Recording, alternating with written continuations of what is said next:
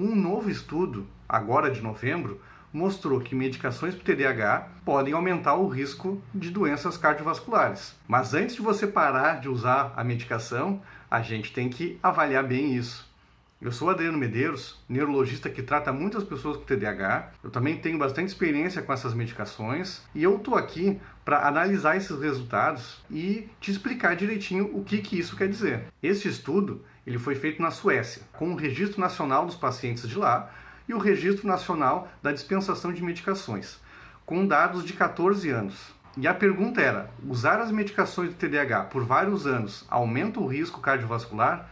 E a resposta geral é que parece que sim, mas vamos analisar bem isso. As doenças cardiovasculares que foram analisadas são hipertensão arterial sistêmica, pressão alta, arritmias cardíacas, doenças nas coronárias, a cardiopatia isquêmica, infarto, insuficiência cardíaca, popularmente chamado de coração grande, o AVC, as doenças tromboembólicas e doenças arteriais. As medicações que foram analisadas foram o metilfenidato, a lisdexanfetamina, respectivamente a Ritalina e o Venvance, e também a atomoxetina, que ainda não está disponível no Brasil.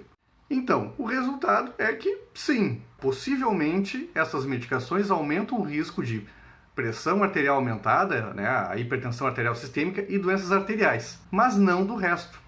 Ou seja, não é o remédio que faz a pessoa infartar, a pessoa ter um AVC, a pessoa ficar com o coração grande, a pessoa ter arritmia cardíaca. Não são as medicações do TDAH que fazem isso. Então, gente, não dá problema no coração. Mas se deixar a pressão arterial subir e ficar elevada e não tratar isso, aí sim o risco para ter qualquer tipo de problema cardiovascular, AVC, infarto, vai aumentar muito. E saber disso tudo não é para ter aquela correria de parar com o remédio porque vai fazer mal e também não é aquela correria de ficar fazendo avaliação cardiológica em todo mundo. Quando é indicado fazer avaliação cardiológica, tem que se fazer.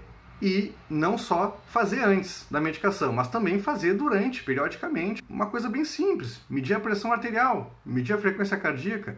E o médico atento, ele vai saber se é necessário fazer um eletrocardiograma, fazer um exame de sangue, fazer uma ressonância magnética do cérebro e também para avaliar se as medicações estão dando algum problema ou não, ou podem se tornar um problema no futuro. Para reforçar a análise do resultado desse estudo novo, a gente tem algumas coisas que têm que ser ditas. Por exemplo, não se separou os indivíduos que usavam outras medicações, como antidepressivos e antipsicóticos, que a gente sabe que aumentam o risco cardiovascular e o pessoal negligencia esse risco. E é muito comum pessoas com TDAH terem outras comorbidades e necessitarem e usarem essas medicações. Um outro ponto é que é possível que pessoas com TDAH com sintomas mais graves tenham maiores chances de ter eventos cardiovasculares, de ter problemas cardiovasculares, não pela medicação, mas sim pela gravidade do TDAH, que não deixa a pessoa se planejar direito para ter um autocuidado, um cuidado com a sua saúde como um todo. Então, a gente tem que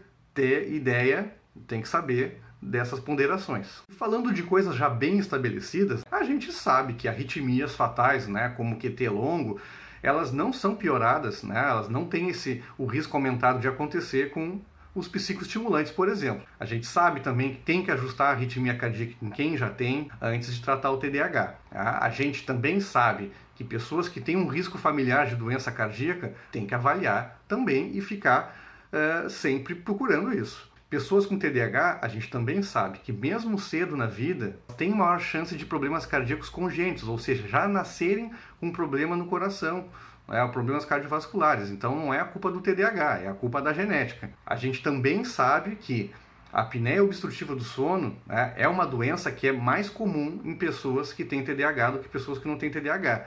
E ela aumenta muito o risco cardiovascular. E uma coisa que todo mundo sabe e a gente tem que considerar sempre é que as medicações para o TDAH, os psicoestimulantes e também bupropiona e também a atomoxetina aumentam a frequência cardíaca e aumentam a pressão arterial, que geralmente não é um problema, mas para quem já tem um problema cardíaco pode ser um problemão. E aí vem aquela pergunta, E quem já tem pressão alta e quem já tem doença arterial, A doença arterial é obstrução de algum vaso arterial no braço, na perna. Quem já tem? E aí? E tem TDAH também? É simples.